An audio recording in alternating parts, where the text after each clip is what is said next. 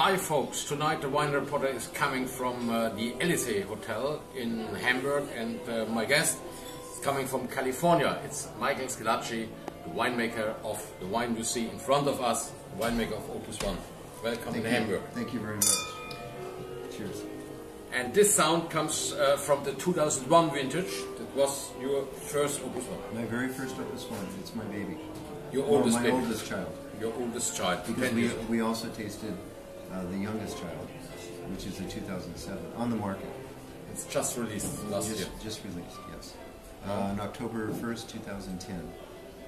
And we sell the wine, about 45% of our wine is sold throughout the world, outside of the United States, through 19 negociants in Bordeaux. We began with the 2004, this vintage. 2001 was the very first vintage to be sold through the negociant system in Bordeaux. Okay. And tonight we had a little tasting, a vertical tasting back to 91. Yes. This was the oldest. Yes. So it's now 20 years old, and and it was another first, because 91 was the first vintage that was made at Opus One, the winery. Okay. Prior to that, the wines were made from 79 through 1990 at Robert Mondavi Winery. Yeah, okay, so two historical vintages. Yes. And I can tell you the 91 is still a young and fresh boy. Yes. Yes. And with a big future. You think how long a wine like the 91 can stay now? 5 years, 10 years? Oh, more than that. Yes, because we taste the 79 and the 1980, which were the first two releases, and they're still showing very well. So I think it has still a long future. What I saw tonight in our vertical tasting is that some of the vintages, like the 91, are very European in style. Yes. You remembered me a little bit to a Graf or Casagrignon wine, like La Mission. And also the 2001, your baby, it's for me a Margaux style wine. But then we have other ones, they are very Californian. Yes. Why that? Well, if you notice on the label, we have two individuals, Baron Philippe Rothschild and Robert Mondavi, Mr. Mondavi. And the objective of Opus One, one of the objectives was to make a wine that reflects the two parents.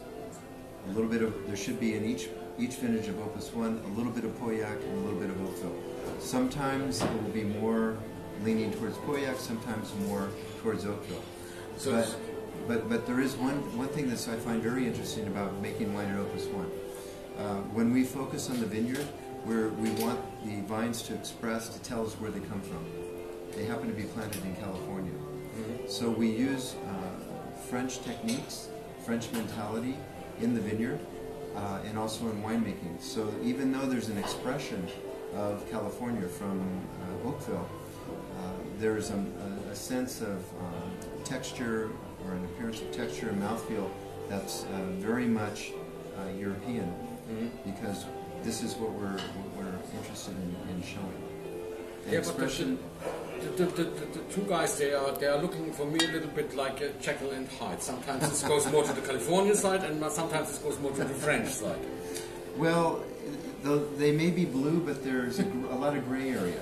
Okay. So it's a little bit of each way. Not Jekyll and Hyde. Okay. Not Jekyll and Hyde. Good, but your name sounds very Italian. So you are coming from where?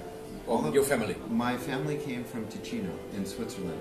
And my grandfather actually, to earn money to buy a ticket to travel to the United States, removed phylloxera-affected vines from vineyards in Switzerland. And he didn't have quite enough money to pay for his boat passage, so he borrowed money from the local, the village priest. And when he arrived in California, he got a job and he sent the money back to the priest. Oh, great. Great story. And how you started in the wine business, you personally? My grandfather, I grew up at my grandfather's dairy, and across the highway were some vineyards. So I remember going with him in his car. He had a Cadillac, of course, he's American, became American. And we would have big jugs in the back of the car, and we'd go to see his friend Peter Scagliotti to have the wine, the jugs filled. And they would drink wine and tell dirty jokes while they were filling the jars. Then I didn't know what I wanted to be when I grew up, so I started traveling. I went through Asia. I arrived in France, and someone told me, a woman who I'd met a French woman who I'd met in Tokyo, said if you would like to learn to speak French, eat well, and earn money, you should pick grapes, because the only French I knew was bon voyage. So I got a haircut, and I drove into the countryside and got a job picking grapes. And I fell in love with 2-hour lunches and wine. So you started with picking grapes? Started picking grapes, yes. And that was when? 1976. 1976. And Yes. then, so you started as a grape picker. Yes. But that's basic. That's very basic for the wine business. Yes, yes. And you become the chief winemaker of Opus One. That's a true American career. Yes, but I had... From the dishwasher to the millionaire. On the dishwasher. Yes, no, but once you, as you know, once you find something that you really want to do and you become passionate about it, it just doesn't stop. You know, you continue and you just discover your way. You find your way, and I really feel very comfortable at Opus One. I work with a great group of people, and we work with great vineyards. And what better wine to be working with something that is a reflection of France and California at the same time. So you did your way, and in this way you produced a very, very beautiful wine. We have to wine in the glass. Thank you. The 2001, your oldest baby, your oldest child. Yes. Thank you for this wine. Thank you. Thank you very much. Thank you for coming to Hamburg. Thank you for showing me all these wines, and especially for this glass. Cheers. Cheers.